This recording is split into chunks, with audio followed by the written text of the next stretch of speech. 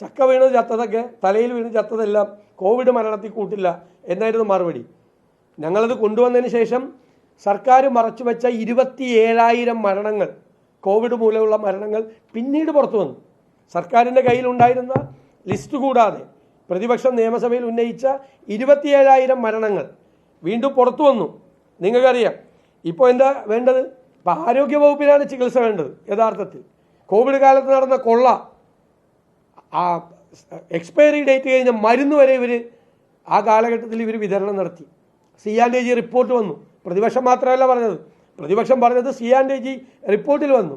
Expiry date ഞാൻ ചോദിക്കട്ടെ, നമ്മുടെ മക്കൾക്കും നമ്മുടെ കുഞ്ഞുങ്ങൾക്കൊക്കെ ഈ എക്സ്പയറി ഡേറ്റ് കഴിഞ്ഞ മരുന്ന് മേടിച്ചു കൊടുത്താൽ ഒന്ന് അതിൻ്റെ മോളിക്യൂൾ കോമ്പിനേഷൻ തന്നെ കഴിഞ്ഞാൽ അത് മാരകമാവും. ആ മരുന്ന് കഴിക്കാൻ പാടില്ല. 6 മാസം കാലാവധി തീരാനുള്ള മരുന്ന് പോലും വിതരണം നടത്താൻ പാടില്ല. അപ്പോഴാണ് കാലാവധി കഴിഞ്ഞ മരുന്ന് വരെ ഇവർ വിതരണം നടത്തിയത്. ഇവിടെ പകർച്ചവ്യാധികൾ കൂടുകയാണ്. ഏത് പകർച്ചവ്യാധിയാണ് കേരളത്തിലില്ലാത്തത്? ഞങ്ങൾ നിയമസഭയിൽ കൊണ്ടുവന്ന കാര്യമാണ്. നിയമസഭയിൽ ഞങ്ങൾ ശക്തമായി ഉന്നയിച്ച കാര്യവും. നിരവധി പകർച്ചവ്യാധികൾ വർദ്ധിക്കുകയാണ്.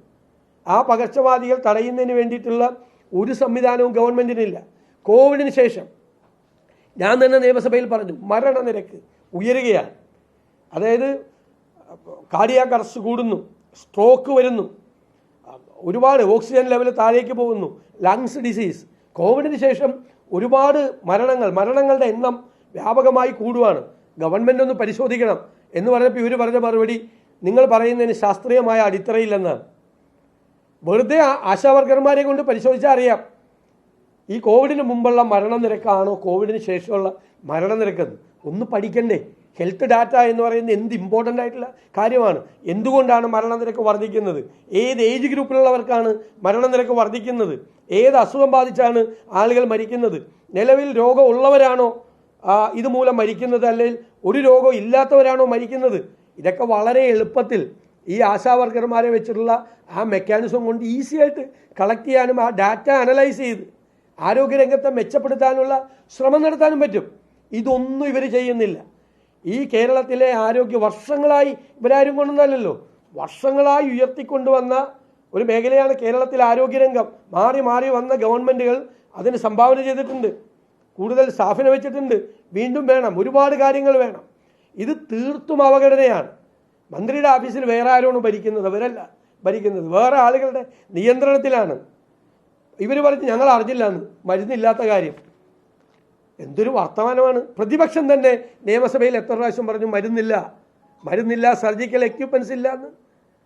ഈ ഡോക്ടർ തന്നെ പറഞ്ഞില്ലേ മന്ത്രിയുടെ PS അറിയിച്ചു എന്ന്, മെഡിക്കൽ കോളേജിലെ പ്രിൻസിപ്പൽ അറിയിച്ചു, ഡിപ്പാർട്ട്മെൻറ്റ് മേധാവികൾ അറിയിച്ചു. പക്ഷേ ഇവർ മാത്രം അറിഞ്ഞിട്ടില്ല. ഇന്ന് അറിയുന്നു. ഇദ്ദേഹത്തിൻ്റെ ഈ വാർത്ത വിവാദമായപ്പോഴാണ് ആരോഗ്യമന്ത്രി ഇപ്പോഴാണ് അറിയുന്നത്. ഇപ്പോൾ നിയമസഭയിൽ ഞങ്ങളൊന്നും പറഞ്ഞത് കേട്ടില്ലേ? ഞങ്ങൾ മെഡിക്കൽ സർവീസസ് കോർപ്പറേഷനിലും നടക്കുന്ന വിഷയങ്ങളെല്ലാം പഠിച്ചിട്ടാണ് ഞങ്ങൾ പറഞ്ഞത്. എന്നിട്ടും ധനകാര്യമന്ത്രി 300 കോടി രൂപ പ്ലാൻ കട്ട് ചെയ്തു ഈ വർഷം. ഞങ്ങൾ നിയമസഭയിൽ പറഞ്ഞു ആരോഗ്യരംഗം ഏറ്റവും അവതാളത്തിലായി, വെന്റിലേറ്ററിൽ കിടക്കുന്ന സമയമാണ് ആരോഗ്യരംഗം കേരളത്തിൻ്റെ. അപ്പോഴാണ് ധനകാര്യമന്ത്രി 300 കോടി രൂപ വീണ്ടും പ്ലാൻ കട്ട് ചെയ്തു.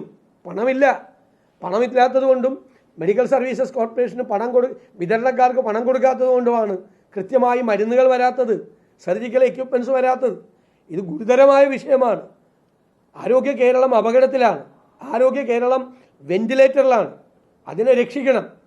ഞങ്ങൾ UDF നേരത്തെ ഒരു തീരുമാനം എടുത്തിട്ടുണ്ട്. അതിൻ്റെ ഭാഗമായി UDFൻ്റെ ഒരു ഹെൽത്ത് കമ്മീഷൻ നാളെ നിലവിൽ വരും. ഞങ്ങൾ കേരളത്തിലെ ആരോഗ്യ പ്രശ്നങ്ങളെക്കുറിച്ച് ഗൗരവതരമായി പഠിക്കുന്നതിന് വേണ്ടിയിട്ടുള്ള ഒരു ഹെൽത്ത് കോൺക്ലേവ് ജൂലൈ മാസത്തിൽ തന്നെ ചേരും. ഞങ്ങൾ ഗവൺമെൻറ് റിപ്പോർട്ട് കൊടുക്കും. അടിയന്തരമായി ഇടപെടേണ്ട സാഹചര്യമാണ്. ഞാനിത് ആദ്യമായിട്ട് പറയുന്നത്, ഞാൻ പറഞ്ഞില്ല, നിയമസഭയിൽ പറഞ്ഞത് കൂടാതെ നിലമ്പൂരിലെ തെരഞ്ഞെടുപ്പിൻ്റെ കൺവെൻഷൻ്റെ ഉദ്ഘാടന വേദിയിൽ തൊട്ട് ഞാൻ അത് പറയുന്നുണ്ട്. കഴിഞ്ഞ ആഴ്ച തിരുവനന്തപുരത്ത് 3 പ്രധാനപ്പെട്ട സമ്മേളനങ്ങൾ നടന്നു. മാധ്യമപ്രവർത്തകർ റിപ്പോർട്ട് ചെയ്താണ്. നിങ്ങളുടെ റെക്കോർഡിൽ ലൈബ്രറിയിലുണ്ടാവും. സെക്രട്ടേറിയറ്റ് അസോസിയേഷൻ്റെ സമ്മേളനം, ലോ സെക്രട്ടേറിയറ്റിൻ്റെ സമ്മേളനം, പിന്നെ ഫിനാൻസ് സെക്രട്ടേറിയറ്റിൻ്റെ സമ്മേളനം. ഈ 3 സമ്മേളനങ്ങളിലും ഞാൻ പ്രധാനമായിട്ട് ഗവൺമെൻറ്റിൻ്റെ ഫെയിലിയറായിട്ട് പറഞ്ഞ കാര്യം ഈ മരുന്ന് ക്ഷാമവും ഈ ശസ്ത്രക്രിയാ ഉപകരണങ്ങളുടെ ക്ഷാമവും ആരോഗ്യരംഗത്തുണ്ടായ പരാജയമാണ്. ഞങ്ങൾ ക്യാമ്പയിൻ ചെയ്തത് ഗവൺമെൻറ്റിനെതിരായി ഫസ്റ്റായിട്ടാണ്. ഇപ്പോൾ ഈ ഡോക്ടറുടെ വെളിപ്പെടുത്തലോടുകൂടി അത് പൂർണ്ണമായി ശരിയായിരുന്നു. പ്രതിപക്ഷം നിരന്തരമായി ഉന്നയിച്ചു കൊണ്ടിരുന്ന ആരോഗ്യ രംഗത്തെക്കുറിച്ചുള്ള ആരോപണങ്ങൾ ശരിയായി എന്ന് പുറത്തു വന്നിരിക്കുകയാണ്.